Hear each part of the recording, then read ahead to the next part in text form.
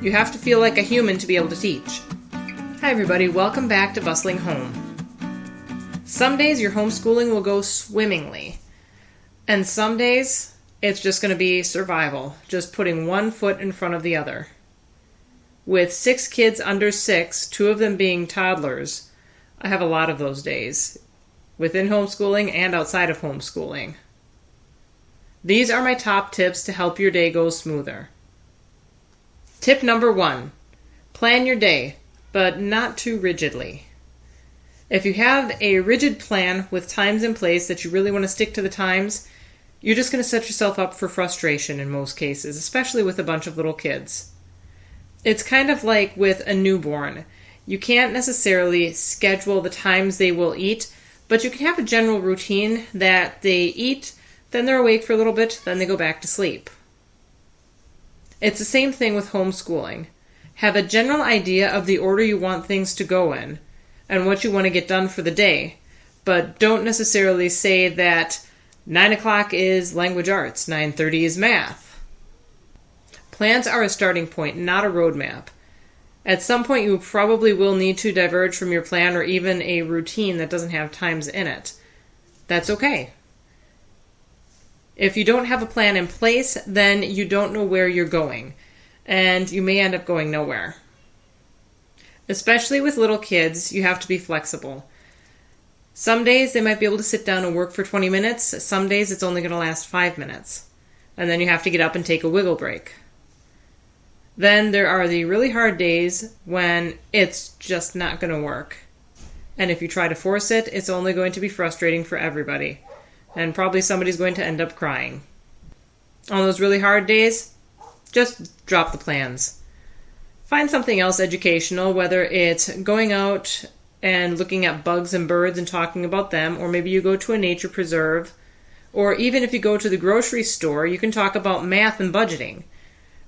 You can make an educational opportunity out of almost anything. Just get out, do something else that's not bookwork. Now, I don't see these outings as a complete education. I think bookwork is important, although opinions may differ on that. But it is a very good supplement to bring some real-world situations to meet the bookwork. Tip number 2 is to prepare ahead of time, both the school and the food. Food is very important for little kids, in case you hadn't figured that out yet. If I don't plan, I can't prepare for the day like tip number 1 said. Some of my worst days are when I wake up and I don't know what we're doing for the day. I have just no idea. On those days, I always feel like I'm behind. I can't prepare ahead of time, so I don't know what we're eating necessarily. I don't know what we're doing, so I can't have things ready for that. And if I'm not prepared, I always feel like I'm behind. I always feel like I have to sprint to keep up. Not only will that leave me exhausted by the end of the day, but it's going to make me impatient and make the kids more wild because I don't have something for them to do. I'm not prepared to keep their attention on what we're doing. With 6 kids under 6, I keep a list of easy lunch ideas. Things like quesadillas or grilled cheese or macaroni and cheese. You might notice a theme of cheese in this. We are in Wisconsin, you realize. If I want to do any formal schooling, I make sure that I know which subjects, make sure that I have the lessons ready for that. Anything that needs to be cut out is cut out. And print anything I need to print. If I am doing a read aloud, I make sure that the book is handy and I have a bookmark in it.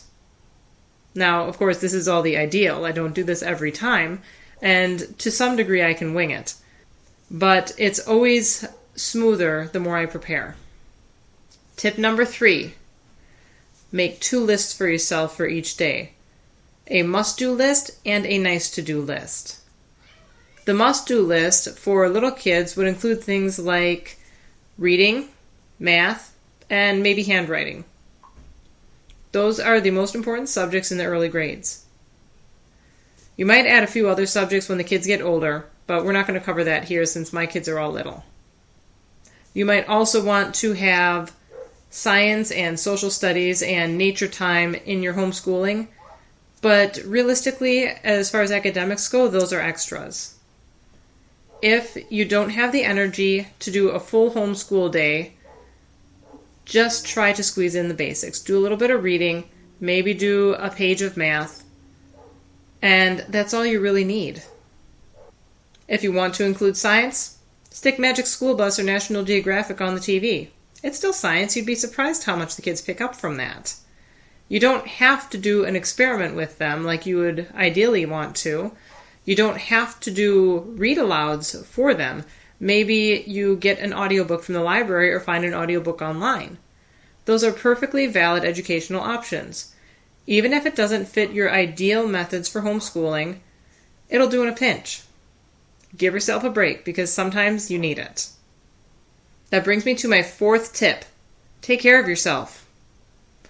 By that I mean feed yourself, get some sleep, clean yourself. You have to feel like a human to be able to teach. If you don't take care of yourself, you're going to be foggy-headed, you're going to be short-tempered, and everything's just going to start going wrong from that point forward.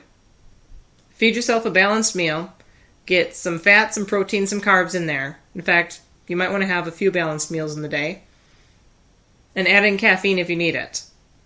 For quick meals, I often resort to shakes made from Greek yogurt or made from Jeff's really yummy shake mix. These shakes are the quickest meal that I can get my hands on, and I can walk around and do school with the kids while I'm drinking my shake for the meal. Besides feeding yourself, do a little bit of self-care. Maybe that's getting up early in the morning before the kids so that you just have some quiet time, just a blessed quiet time. Maybe you need a workout every day or at least a few times a week. I do. I need that.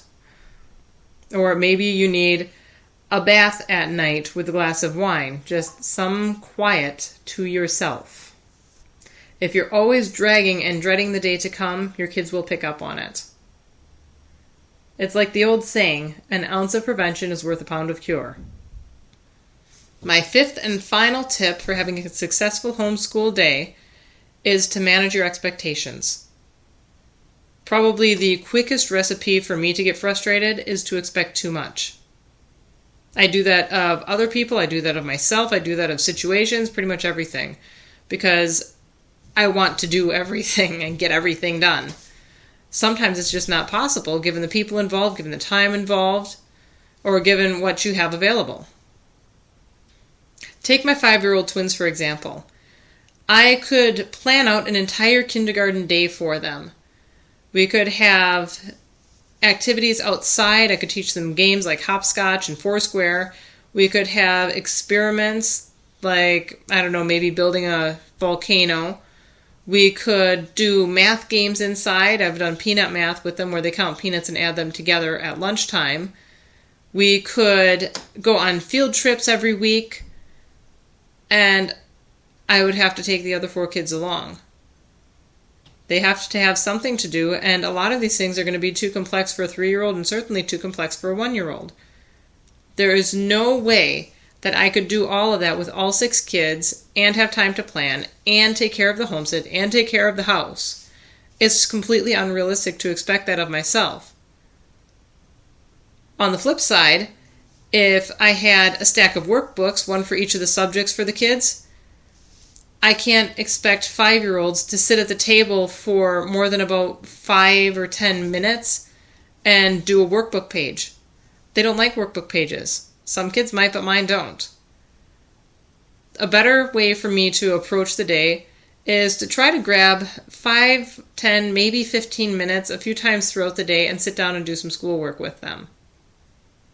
If I tried to schedule it all in one 60 to 90 minute chunk, it wouldn't work. And I can only imagine what the toddlers would have destroyed by then. So if you find that your homeschool days are not meeting your expectations, maybe you need to change your methods, or maybe you need to reconsider what you're expecting. Those are my top 5 tips for having a successful homeschool day. If you like this sort of content and find these things helpful, give me a thumbs up. If you want to see more of it, hit the subscribe button down there. This video is part of an open collaboration with Rooted in Rest and the Waldock Way. I'll link to the playlist for this collaboration below so that you can hear from more moms about their tips for having a successful homeschool day. Let me know in the comments below, what are you finding most difficult about your homeschool days? I'd love to hear from you. Thanks for stopping by. I'll see you next time.